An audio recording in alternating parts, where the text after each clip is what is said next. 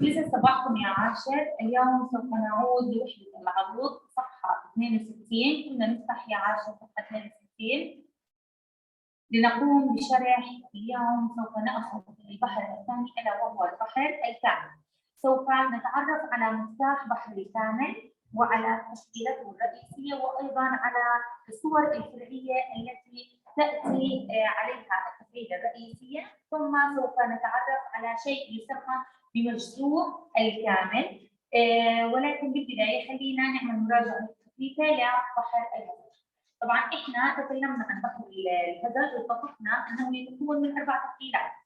عندنا تفعيلتين بالشطر الاول وتفعيلتين بالشطر الثاني. تمام؟ حكينا التفعيله الرئيسيه لبحر الهدج الا وهي مفاعيله اللي هي قصير طويل طويل طويل. حكينا لها صورتين فرعيتين الا وهما مفاعيل وتكون على شكل قصير طويل طويل قصير، وعندنا مفاعيل وتكون قصير طويل طويل. طبعا مفتاح بحر الهدج عندنا على الاحداث تسهيله مفاعيل وهكذا منكم تحفظوه. نأتي اليوم إلى عنوان الدرس وهو البحر الكامل. البحر الكامل يا عاشر يتكون من 6 تفعيلات. بحر الهدج حكينا بيكون من 4 تفعيلات، أما البحر الكامل لا، من 6 تفعيلات. طيب كيف إحنا بدنا نعرف؟ من خلال التخطيط. طبعا 3 تفعيلات بالشطر الأول و3 تفعيلات بالشطر الثاني. طبعا احنا تكلمنا ان التفعيله هي عباره عن ماذا؟ هي عباره عن مجموعه من المقاطع القصيره والمقاطع الطويله، نجمعهم مع بعض ليشكل وحده واحده وتسمى بالتفعيل. حكينا ما هي التفعيله الرئيسيه في البحر الكامل؟ التفعيله الرئيسيه هي، لاحظوا معي، التفعيله الرئيسيه في البحر الكامل اللي هي متفاعل، اللي برمز لها ب قصير طويل، عفوا قصير قصير طويل قصير طويل. إذا التفعيلة الرئيسية جاءت عندنا متفاعل اللي هي قصير قصير طويل قصير طويل. تمام؟ طبعا لها عدة صور هذه التفعيلة سوف نتكلم عنها. طبعا احنا حكينا في بداية الدرس أن بحر الكامل يتكون من 6 تفعيلات. حكينا 3 منها في الشطر الأول و3 في الشطر الثاني. طبعا الحركات مهمة جدا يا عاشر، كثير مهم نكتبها في التفعيل. ليش؟ لأنه هسه عندنا التفعيلة الرئيسية لبحر الكامل اللي هي متفاعل بفتح التاء.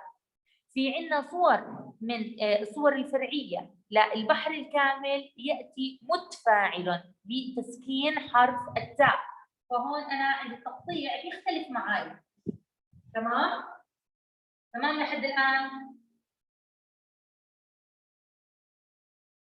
تمام؟ تمام، ماشي. هلا بعد ما حكينا عن التفعيلات بدنا كمان بعد قليل نحكي عن التفعيلات، طبعا صور التفعيلات، لانه سوف نتكلم بعد ما نشرح بحر الكامل بشكل كامل سوف نتكلم عن مجزوء البحر الكامل. طبعا مجزوء البحر الكامل عندما يتكون من 6 تفعيلات، البحر الكامل هون يسمى بالبحر الكامل التام. أنا لما أحكي لك 6 تفعيلات أعني بحر كامل تام، هيك أنا بسميه. تمام؟ إذا 6 تفعيلات بحر كامل تام، أقل من هيك لا، يسمى مجزوء الكامل. طيب دعونا نتعرف على بحر الكامل من خلال عندنا الأبيات الشعرية التي أمامكم. يلا مع بعض خلينا نقطع. يلا مين يقرأ المثال الأول؟ البيت الشعري الأول. يلا يا منى.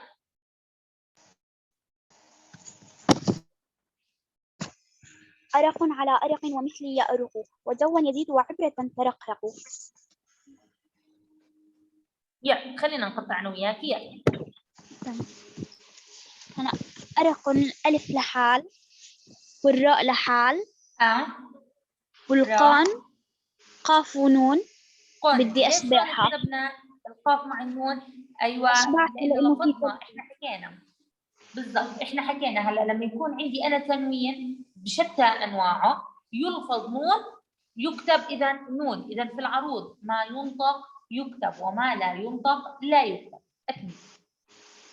عين لحال. ع. لا. لا. تمام.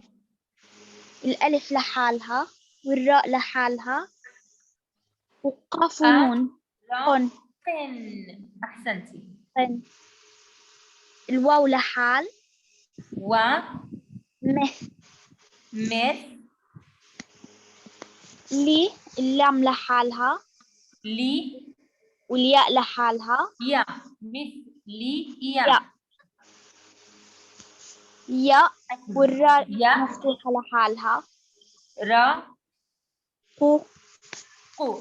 طبعا احنا حكينا، ولكن للتذكير حكينا انه احنا سواء بالشطر الاول او الشطر الثاني الحرف الاخير عندما ياتي متحرك تمام وما في بعده ولا شيء، شو بعمل فيه؟ يشبع، بشبعه. تمام. فهنا القاف جاءت متحركه وهي نهايه الشطر الاول، وجاءت مضمومه فاشبعناها فوضعنا حرف الواو. يعني و. و. جا. ون. الواو والنون ون. بدي أشبعها. إذا النون التنوين كتبناها نون. الياء. يا. يا. إذا حذفنا حرف الألف. زين وياء. زي. يا. دو. لا، حكينا يا لحالها وزي مع بعضها دو. تمام. واو. و. و. عب. عب. را. را. تن. هنا أشبعتها كمان. أشبعناها. أحسنت. تا. تا. تا. تمام. را. رق. رق. را مع القاف لأنه عندك بعدها ساكن. دي ساكنة. را. قو. بالنهاية أشبعتها بالواو. أحسنت. إذا تشبه.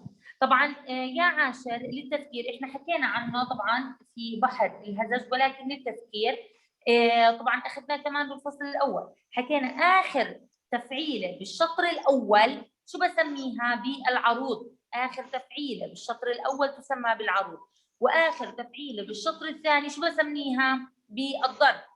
تمام؟ هلا لما انا كتبت كتابه عروضيه هلا بدي اقطعها تقطيع عروضي. يلا. قصير. قصير. قصير. را. قصير. طن. طويل. طويل. قصير. قصير. لي. طويل. لي. طويل. طبعا ما بحط شحطات، انا ما بدي احط شحطات لحد ما احنا نعرف انه التفعيله هي على بحر الهزج. ممكن يكون والله هذا البيت على بحر الهزج، فانا بدي اقطع كامل بعدين بصير احط الفواصل بين كل تفعيله وتفعيل. يعني قصير. را. قصير. قن. قصير. و. قصير. مث. طويل. لي. قصير. يا. قصير. يا. طويل. را. قصير. قو. طويل. و. قصير. جا. قصير. ون. طويل. يا. قصير. زي. طويل. دو. قصير. و. قصير. عب. طويل. طويل. را. قصير. تم. طويل. تمام. تمام.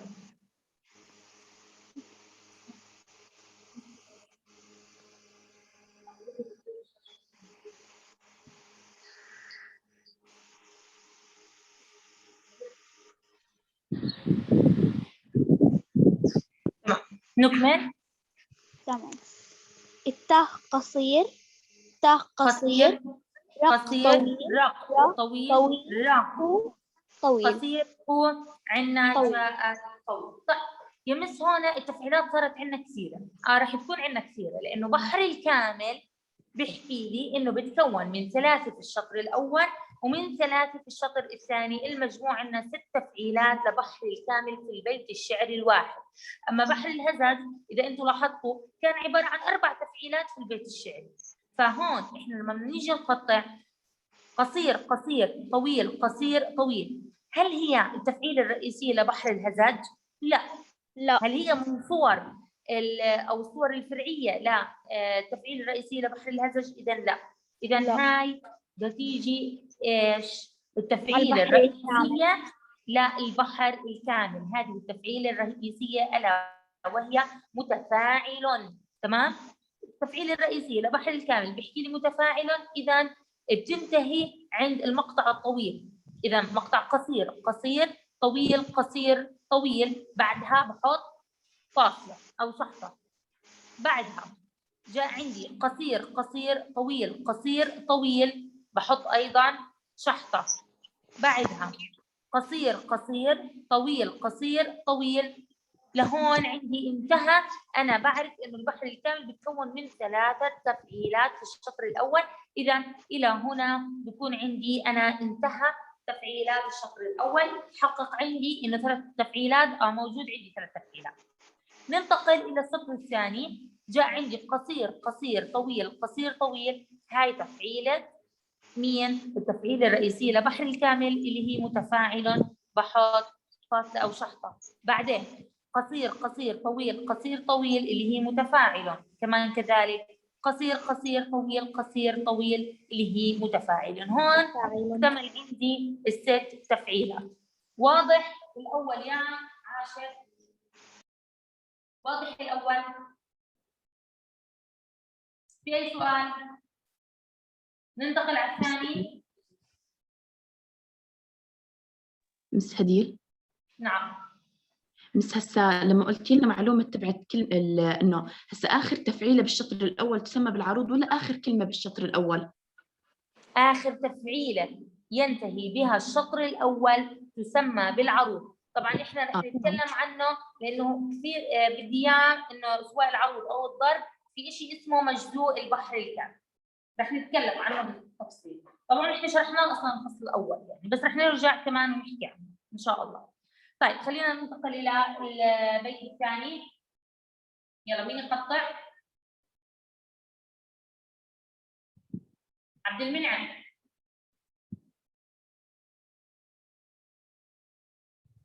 اسمعك. يلا البيت الثاني يلا. مهما يكن.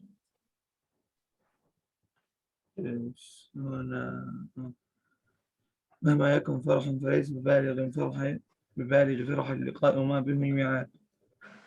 بس هنا مهما الميم والهاء مس مقطع. ما ما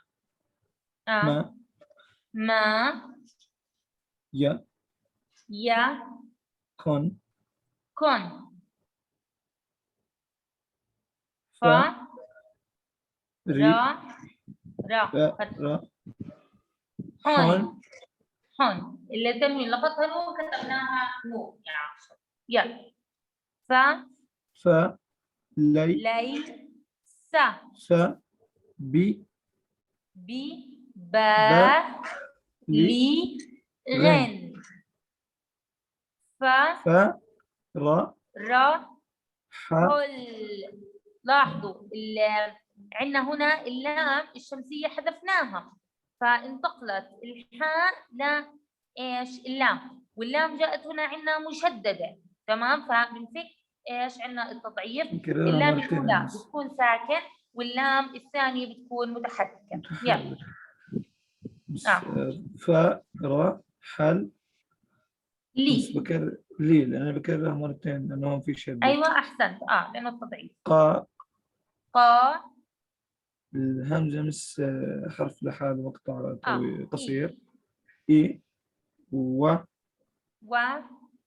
ما بي هي مي. طب هون عبد المنعم أنا ليش أشبعت الهاء؟ لأنه ما قبلها كان ساكن. قبلها ساكن، الباء عندك هنا متحرك. أسف لأنه ما قبلها كان متحرك. إذا لأنه قبلها كان متحرك، والقاعدة بتحكي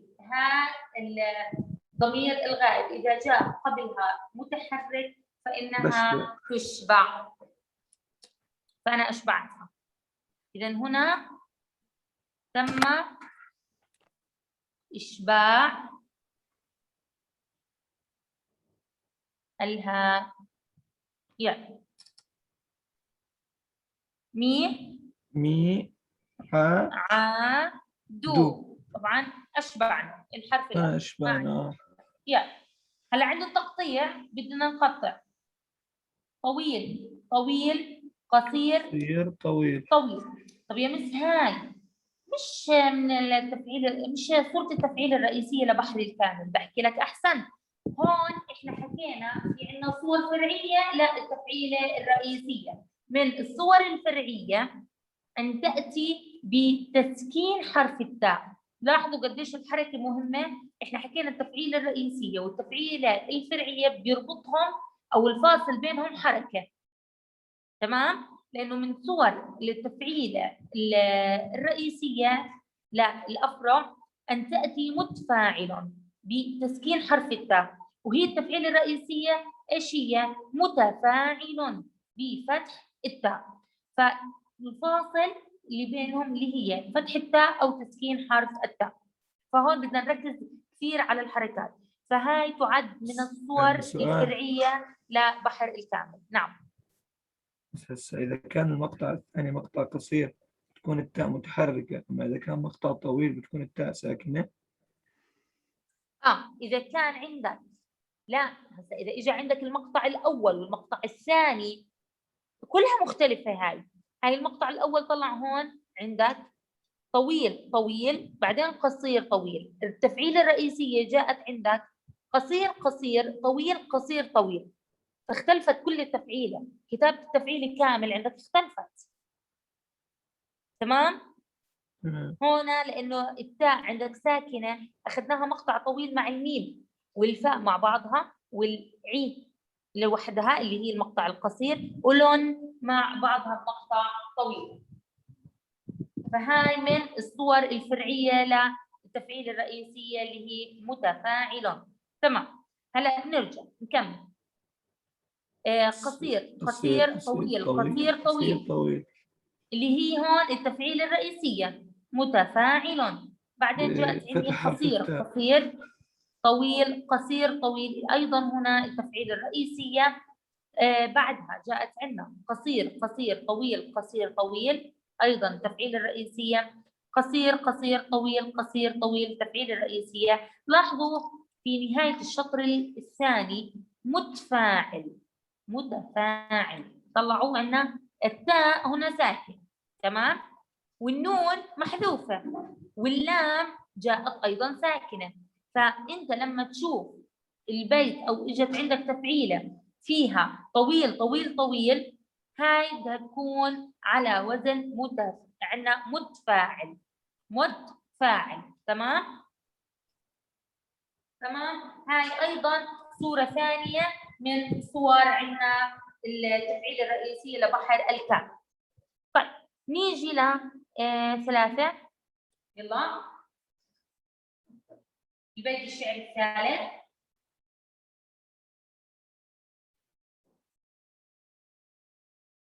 محمد ناصر.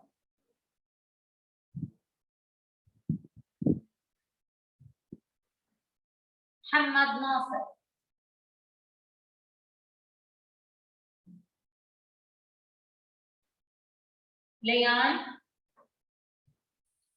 أمس. يلا نيجي للبيت الشعري الثالث. البيت الثالث: لو كنت تصدق حبه لأطعته، إن المحب لمن يحب مطيع. هلا لو بدي أقطعه ببلش باللو لحالها، وكن مع بعض، والتاء، وتص لحال، والدال لحال، والقاف لحال. دو قو. يلا هلا هون عندك الحرف جاء مضاعف، بدنا نفك التضعيف، صح؟ يلا اللي هي حب لحال، والباء الثانية المفتوحة لحال، تمام، وهو مع بعض لحال. طبعا هون هو ليش اشبعناها احنا؟ لأنه اللي قبلها متحرك. احسنت. اذا تم إشباع حرف الهاء. يلا. تمام. لا. هلا اللام المفتوحة لحال، والألف لحال، والطاء والعين مع بعض، والتاء لحال، والهو مع بعض لحال. أيضا هنا تم الإشباع. برضه أشبعنا. إن. وهلا عندي البيت الثاني اللي هو إن مع بعض لحال، ونل مع بعض، نل. والميم لحالها. تمام.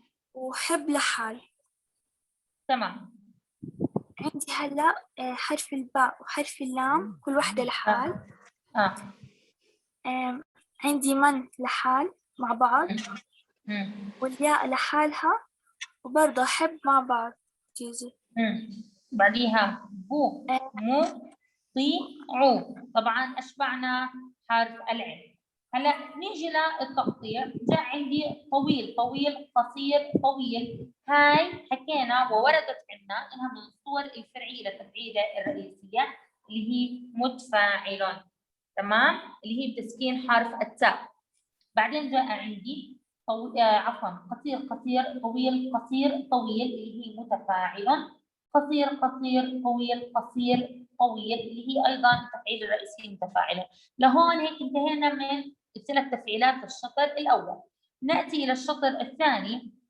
فعندنا جاء ايضا طويل طويل قصير طويل اللي هي متفاعل. بعديها جاء عندي قصير قصير طويل قصير طويل اللي هي متفاعل. بعدين قصير قصير طويل طويل. لاحظوا هنا تم حذف حرف ايش؟ النون وتسكين حرف اللام. فالمو مع بعض والتاء لحالها والفاء مع بعضهم، والعي جاءت مع اللام لانها سهل. تمام. عندنا هنا ايضا صوره. كم صوره اخذنا من الصور الفرعيه للصوره للتفعيل الرئيسيه؟ عندنا 1 2 3. هي ثالث صوره. طيب ناتي الى البيت الرابع. يلا. بس أنا بالمثال اللي قبل كنت بدي أجاوب بس المايك كان علق ما رضي يفتح. يلا يا محمد دورك. طيب المثال الرابع: أما الخليل فلست فاجعه والجار أوصاني به ربي. أول إشي اللي هي الألف مع الماء الماء الساكنة. بعدين عندك هنا التضعيف. فكيت انت التضعيف. تمام. يلا. الميم الساكنة مع اللام. ميم الساكنة مع اللام يعني انت ساكن مع ساكن. اللام هنا جاءت عندك سكون، هيها ساكنة، يعني انت بدك تحط الميم الثانية مع اللام. الميم متحركة قصدي. متحرك. احسنت، لانه عندنا التضعيف يا عشر من الحرف الاول ساكن والحرف الثاني اللي هو متحرك. قصير الخاء لحالها. اللام والياء طويل. طيب. قصير اللام لحالها. فاء لحالها قصير. لام سين.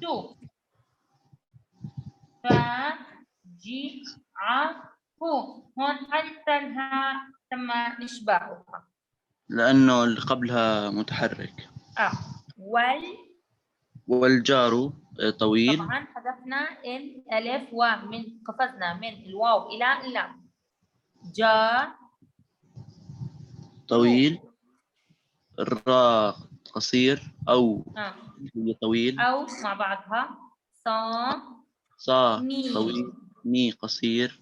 بي هي أيضا هنا تم الإشباع. لاحظوا هون عند رب في عندنا مضاعف من هيك التضعيف. الراء مع الباء الساكنة والياء مع الباء المتحركة.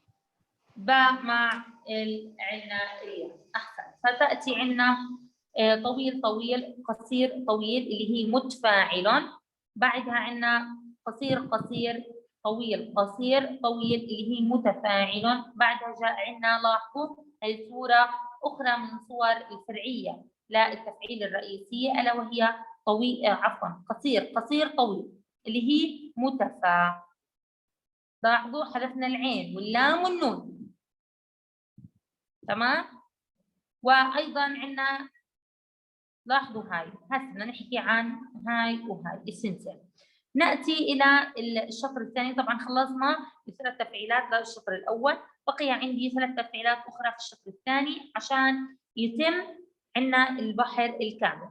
طبعا أنا كون البحر الكامل تكون عندي البيت الشعري كامل من 6 تفعيلات يسمى ببحر كامل تام. تمام. عندنا قصير قصير، لا طويل طويل قصير طويل، بعدين طويل طويل قصير طويل. لاحظوا هنا طويل طويل، هاي طويل طويل نفس متفاعل، بس لاحظوا شو الفرق، كيف أنا اختلف عندي في التقطيع. هون كانت عندي قصير قصير طويل، هون أصبحت فقط طويل طويل. فقط حركة واحدة غيرت عندي التقطيع كامل. هون مرة كانت عندي التاء مفتوحة وهون كانت عندي التاء سكون. لاحظوا أنا ليش بحكي لكم في التقطيع الحركة مهمة؟ لأنه أنت لما تكتب تقطيع العروض تكتب التفعيلة رح يختلف معك حسب الحركة. لاحظوا هنا بس حركة واحدة غيرت عندي التقطيع كامل، أصبح عندي هنا طويل طويل، أما بالفتح التاء كان عندي قصير قصير طويل. تمام؟ إذا اللي بنستنتجه إنه من الصور الفرعية للبحر الكامل أن يأتي عندنا متفاعل بتسكين حرف التاء، ويكون على هذا الشكل في التقطيع، ألا وهو عندنا طويل طويل قصير طويل. أيضا متفاعل طويل طويل طويل. عندنا أيضا بفتح التاء اللي هو قصير قصير طويل طويل، وعندنا مدفع بفتح التاء قصير قصير طويل، وعندنا مدفع عندنا بتسكين حرف التاء يرمز لها بطويل طويل. بس آخر شيء بدي أحكيه عشان بدنا ننهي قصتنا، اللي هو اللي إحنا بنحكي عن مفتاح بحر الكامل. كمل الجمال من البحور الكامل، متفاعل متفاعل متفاعل. تمام. هنا حفظ البحر، مفتاح البحر عندك حفظ، وعندك الصور الفرعية حفظ. لهون هيك بنكون انتهينا من شرح البحر الكامل. بقي عندنا جزئية بسيطة عن حل التدريبات إن شاء الله راح نحكيها، ألا وهي مجزوء الكامل. لهون هيك بتكون انتهت حصتنا لليوم.